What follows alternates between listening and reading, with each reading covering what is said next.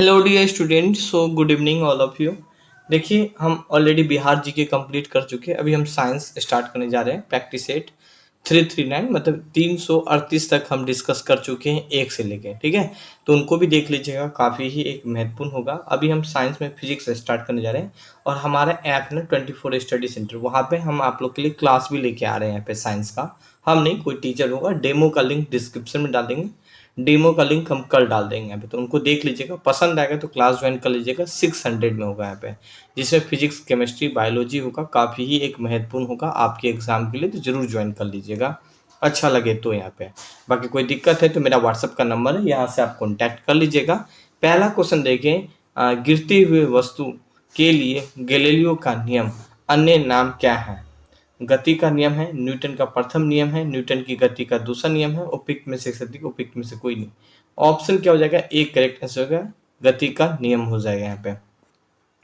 Question 2 यहाँ पे बात करेंगे, दाब का मान प्राप्त करने के लिए आप दाब में परनोद का किससे विभाजित करते हैं? आयतन से, क्षेत्र से, घनत्व से, उपयुक्त में से एक से अधिक, उपयुक्त में से कोई नहीं। आंसर हो जाएगा क्षेत्र मतलब एरिया से करते हैं, बी करेक्ट आंसर हो जाएगा यहाँ पे।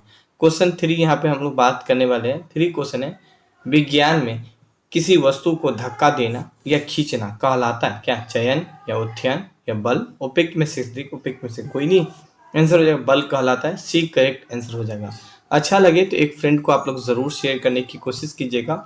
4 क्वेश्चन है, यदि दो बल्ब किसी वस्तु पर विपरीत दिशाओं में कार्य करता है तो उस बल पे लगने वाला कुल बल का परिणाम, दोनों बल का परिणाम होता है गुणनफल, योग, अंतर, उपयुक्त में से अधिक, उपयुक्त में से कोई नहीं।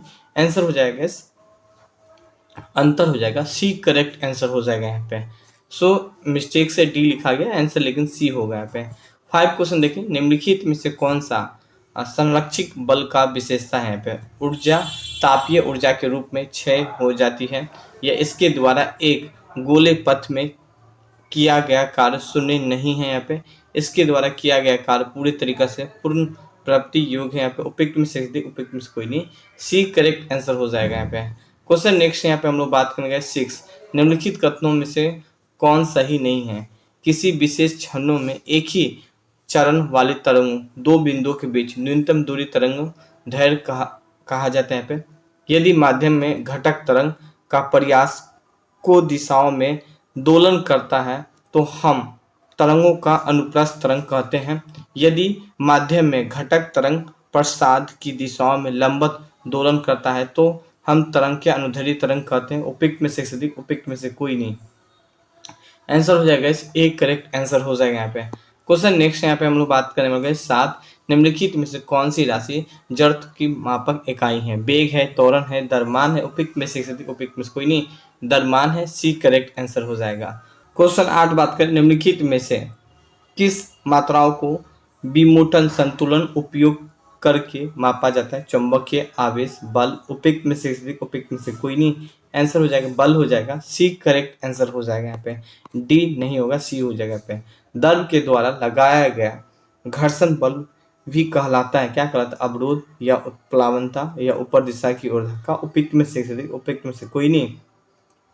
अवरोध हो जाएगा, एक करेक्ट आंसर हो जाएगा यहाँ पे। क्वेश्चन नेक्स्ट यहाँ पे हम लोग बात करेंगे गाइस 10 क्वेश्चन देखिए, कौन सा नियम या सिद्धांत प्रतिपादित करता है कि यदि नियम दाब मिस्टेक गैस दाब का एक आदर्श गैस का आपतन प्रत्यक्ष रूप से निरपेक्ष तापमान का समानुपाती होता है? जूल का नियम, चार्ल्स का नियम, बिल्कुल यह चार्ल्स का नियम हो जाएगा यहाँ पे। सो बी करेक्ट आंसर होगा, सी और डी नहीं होगा। क्वेश्चन 11 देखें, निम्नलिखित में से क्या चाल की इकाई नहीं है? प्रति मीटर सेकेंड, किलोमीटर प्रति घंटा, वर्ग मीटर प्रति घंटा, उपयुक्त में से अधिक, उपयुक्त में से कोई नहीं। वर्ग मीटर प्रति घंटा, सी करेक्ट आंसर हो जाएगा।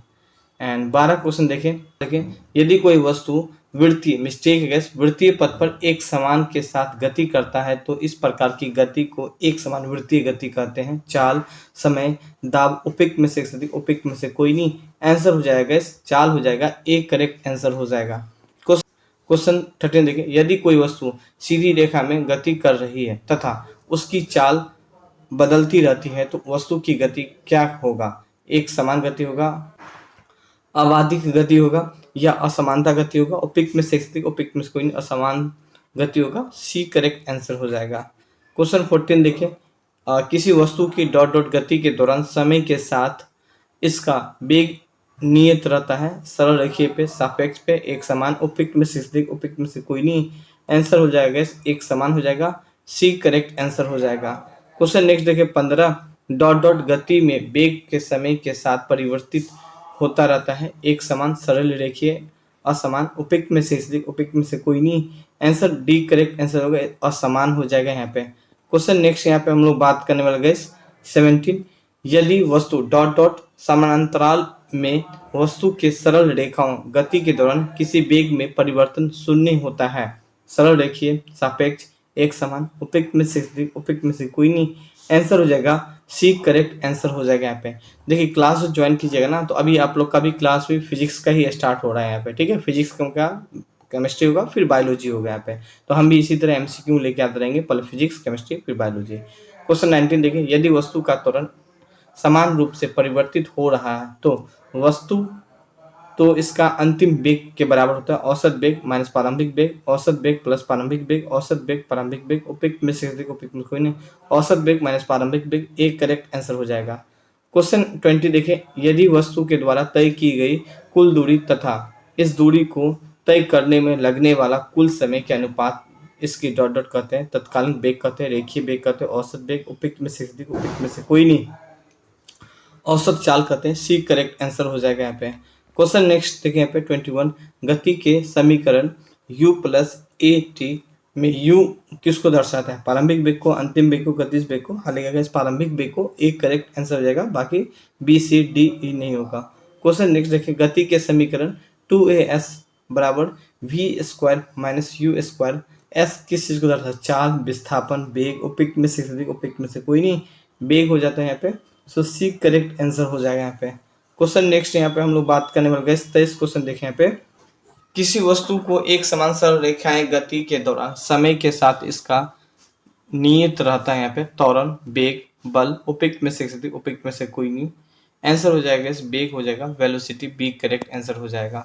क्वेश्चन 24 देखिए, यदि वस्तु समान समय से असमान दूरी तय करता है तो कहा जाता है कि उसकी गति एक समान होगा या सरल रेखीय होगा, असमान होगा, उपयुक्त में से अधिक, उपयुक्त में से कोई नहीं।